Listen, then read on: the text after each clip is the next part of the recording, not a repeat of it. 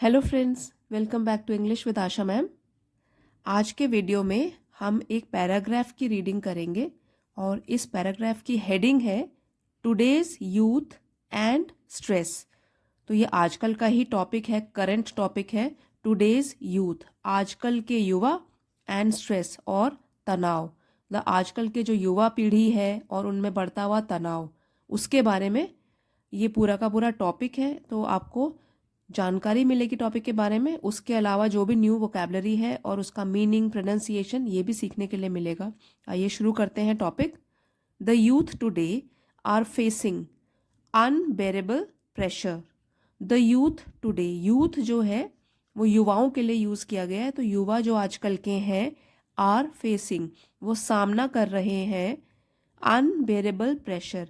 तो ये जो देखिए ये वर्ड है, इसमें बेस वर्ड है BEAR, बेयर, जिसका मतलब होता है सहना। उसमें अन, ये वाला लग गया प्रीफिक्स, बन गया अन बेयर, और एबल जो है वो सफिक्स लग गया, तो पूरा का पूरा बन गया अनबेरेबल, विच मीन्स असहनीय, जिसको सहन नहीं किया जा सकता। तो वैसा दबाव या प्रेशर, कष्ट सहन कर रहे हैं या सामना कर रहे हैं उसका। एंड प्रॉब्लम्स, और कई प्रकार की प्रॉब्लम, समस्याएं, due to cut throat competition.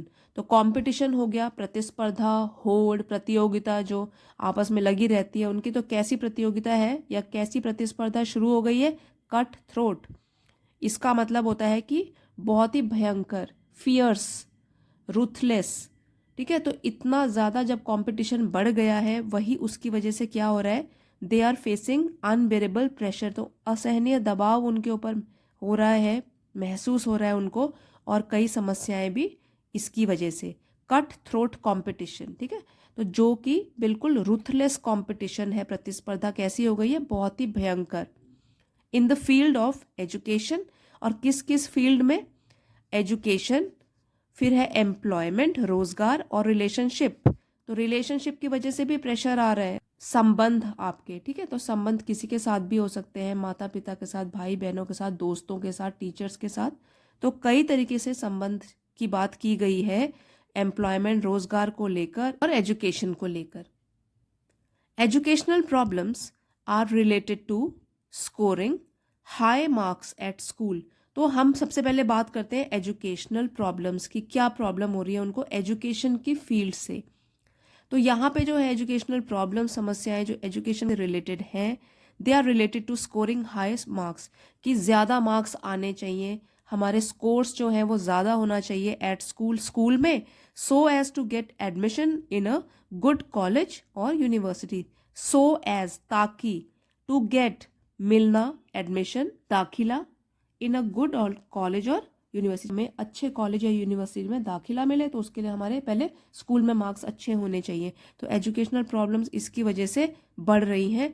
और getting a higher degree in university, तो या तो है कि स्कूल में अच्छा कर लो तो अच्छे कॉलेज में चले जाओगे, अच्छे यूनिवर्सिटी में, या तो है कि और डिग्री अपनी बढ़ाओ, हायर मतलब जो अभी है उससे हायर, उससे भी उच्च स्तर की डिग्रीज, ज़्यादा डिग्रीज अपनी ले लो, ज़्यादा पढ़ाई करो इन यूनिवर्सिटी में जाके।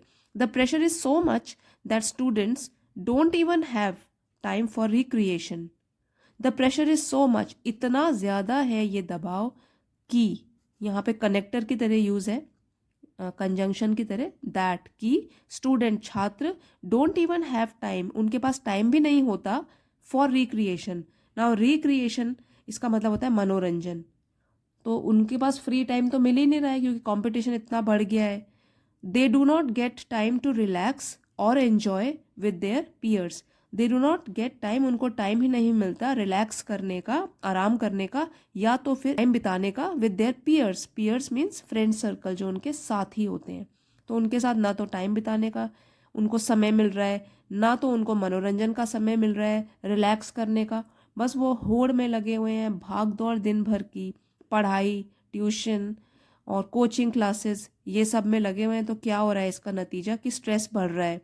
एज अ रिजल्ट, इसकी वजह से this stress comes out in the form of aggression and violence. अब जब इतना ज़्यादा तनाव या दबाव हो जाएगा किसी के अंदर, तो कम्स आउट मतलब वो बाहर निकलता है फिर इन द फॉर्म ऑफ, किस फॉर्म में? अग्रेशन, तो अग्रेशन मतलब हो गया गुस्सा, ज़्यादा गुस्सा रहते हैं वो, एंड वायलेंस, और हिंसक हो जाते हैं। अब वो इस दबाव को सह नहीं पाते और वो बाहर निकलता है गुस्से की फॉर्म में या तो फिर हिंसा की फॉर्म में। They display this sort of behaviour at home, in school और among friends. This sort of behaviour, इस टाइप का, इस प्रकार का व्यवहार वो दिखाते हैं, डिस्प्ले दिखाते हैं या तो अपने घरों में या स्कूल में या अपने फ्रेंड सर्कल में। इस तरीके का व्यवहार मतलब गुस्से वाला व्यवहार या हिंसा वाला व्यवहार।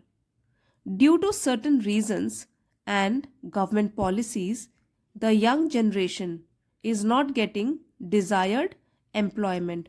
ड्यू टू सर्टन रीजंस, किसी ना किसी रीजन की वजह से या गवर्नमेंट पॉलिसी की वजह से जो आजकल की युवा पीढ़ी है इज नॉट गेटिंग, वो उसको नहीं मिल रहा है डिजायर्ड एम्प्लॉयमेंट। डिजायर मतलब जिसकी उनको चाह है कि ये बनना है मुझे, उस प्रकार का रोजगार उनको नहीं मिल रहा है, which results in depression and unbearable pressure, जो कि रिजल्ट करता है डिप्रेशन। नाउ डिप्रेशन मतलब उदासी, और unbearable pressure again first line में आपने पढ़ा था ना कि जैसा दबाव हमसे सहन नहीं किया जा सकता वो उनको सहना पड़ रहा है क्योंकि उनको रोजगार नहीं मिल रहा है अपनी पसंद का। Another problem faced by the youth is the instability in their relationships। और दूसरी समस्या का अगर जिक्र करें तो वो क्या है जो यूथ को या फिर यंग जनरेशन को करना पड़ रहा है, वो है इंस्टेबिलिटी। इंस्टेबिलिटी मीन्स जो स्टेबल नहीं है, अस्थिर है, स्थिर नहीं है, ठीक है। तो जो स्टेबल नहीं है उनकी रिलेशनशिप, आपसी संबंध अपने पेरेंट्स के साथ, फिर सिबलिंग्स हो गया भाई बहन, भाई बहन को बोलते हैं सिबलिंग्स, और फ्रेंड्स या दोस्तों के साथ। तो अनदर प्रॉब्लम क्या है उनकी, is the instability in their relationships with parents, siblings और फ्रेंड्स। तो फिर क्या होता है, उनके जो रिश्ते हैं अपने माता पिता के साथ, अपने भाई बहनों के साथ या अपने दोस्तों के साथ, वो अनस्टेबल हो जाते हैं, अस्थिर हो जाते हैं। The excessive stress the youth are facing today is undesirable and can do them much harm. तो यहाँ पर जो है एक्सेसिव मीन्स बहुत ज़्यादा जो तनाव है, stress the youth are facing today, जिसका कि आजकल के युवाओं को सामना करना पड़ रहा है, इज़ अनडिजायरेबल, जो अच्छा नहीं है, and can do them much harm, और जो हार्म मीन्स हानि पहुंचा सकता है उनको। इस तरीके का तनाव जब बढ़ता जाएगा तो उनको फिजिकल हार्म तो करेगा ही, साथ में मेंटली ऑल्सो, मानसिक तौर पर भी तनाव उनका बहुत बढ़ जाएगा। All these problems can be cured by doing yoga and practising meditation. अब इसका जब हल ढूंढना है, अगर हमें बहुत तनाव महसूस होता है तो उसका जो हल है, तो इन प्रॉब्लम्स का, इन समस्याओं का हल क्या है, वो ठीक हो सकता है, क्योर मीन्स ठीक हो सकता है, बाय डूइंग योगा। क्योंकि जब हमारे अंदर गुस्सा बहुत बढ़ जाता है तो ये रिलीफ देती हैं कि अगर हम थोड़ा योगा करें और मेडिटेशन करें, प्रैक्टिस करें मेडिटेशन की, ध्यान लगाने की, उससे बहुत सारा गुस्सा जो है हमारे अंदर भरा हुआ वो शांत हो जाएगा, मन को भी शांति मिलेगी और हम बहुत अच्छे तरीके से अपने काम में कंसंट्रेट कर सकते हैं, ध्यान लगा सकते हैं। तो ये बहुत ज़रूरी भी है, अच्छा सॉल्यूशन है कि योगा करें या मेडिटेशन करें। They can also be relaxed by engaging themselves in any of their hobbies. और ये दे जो है वो यूथ के लिए यूज़ किया गया है कि युवा जो होते हैं वो और भी तरीके से रिलैक्स कर सकते हैं, शांत हो सकते हैं, आराम महसूस कर सकते हैं, बाय एंगेजिंग देमसेल्व्स, अपने आप को व्यस्त करके, इन एनी ऑफ देयर हॉबीज़। तो हॉबी मतलब जो भी आपको फ्री टाइम में करना अच्छा लगता है, खेलना, बातें करना, गाने सुनना, फ्रेंड्स के साथ जाना, ठीक है। तो वो सब है कि अपने आप कोई ना कोई हॉबी ढूंढ कर और वो उसमें टाइम स्पेंड करना, like painting, reading books, listening to music. तो जिस तरीके से लाइक पेंटिंग, किसी को पेंटिंग करना अच्छा लगता है, किसी को बुक्स पढ़ना, किसी को म्यूजिक सुनना, वो ज़रूर अपने फ्री टाइम में करना चाहिए ताकि थोड़ा माइंड रिलैक्स हो जाए और शांत हो जाए और नई एनर्जी हम में आ जाए।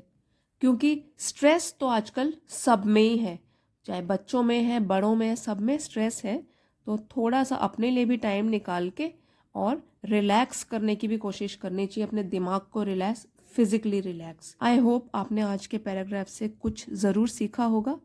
If you have like the video, please don't forget to like, share and subscribe friends. Thank you for watching. See you next time.